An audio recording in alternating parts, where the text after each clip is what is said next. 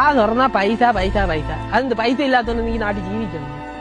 നിനക്കിപ്പോഴും പൈസയുടെ വില കറക്റ്റ് മനസ്സിലായിട്ടില്ലേ? അതാണ് നീ സംസാരിക്കുന്നത്. ഞാൻ ചെറിയൊരു ഉദാഹരണം പറഞ്ഞുതരാം. ഇത്തവണ ബിഗ് ബില്യൺ ഡേ വന്നപ്പോൾ iPhone 60 52,000 രൂപയ്ക്കാണ് അതിലുണ്ടായിരുന്നത്.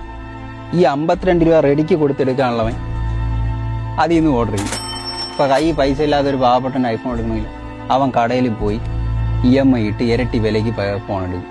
എന്നിട്ട് മാസം മാസം കിട്ടുന്ന പൈസ മൊത്തം അവ EMI അടച്ച് മുടിയും. പൈസ ഇല്ലാത്ത ഐഫോൺ എടുക്കാൻ പോണ എന്തിന്? അതെന്തു? പൈസ ഇല്ലാത്തവനൊരു യൂട്യൂബർ ആയിക്കൂടെ? പൈസ ഇല്ലാത്തവനൊരു കണ്ടന്റ് ക്രിയേറ്റർ ആവണ്ടേ? ശരി, അത് പോട്ടെ. നമ്മളിപ്പോൾ ബാങ്കിലൊരു അക്കൗണ്ട് എടുക്കാൻ പോയാൽ അവർ പറയും മിനിമം ബാലൻസ് 3000 രൂപ വേണം, ഇല്ലെങ്കിൽ ഈ അക്കൗണ്ടിൽ നിന്ന് പൈസ പിടിക്കും. ഈ 3000 രൂപ അക്കൗണ്ട് ഇടാനില്ലാത്ത പാവങ്ങളെ നോക്കിയിട്ട് എന്തിന് പൈസ പിടിക്കും? ലക്ഷങ്ങളും കോടികളും അക്കൗണ്ടിൽ ബാലൻസ് ഉള്ളവരെന്ന് പിടിച്ചോളൂ.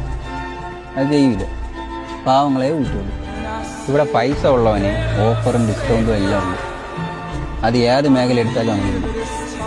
ഇതിൽ നിന്നൊക്കെ കര കയറണമെങ്കിൽ ഒറ്റ വഴിയേ ഉള്ളൂ, പൈസ ഉണ്ടാക്കണം.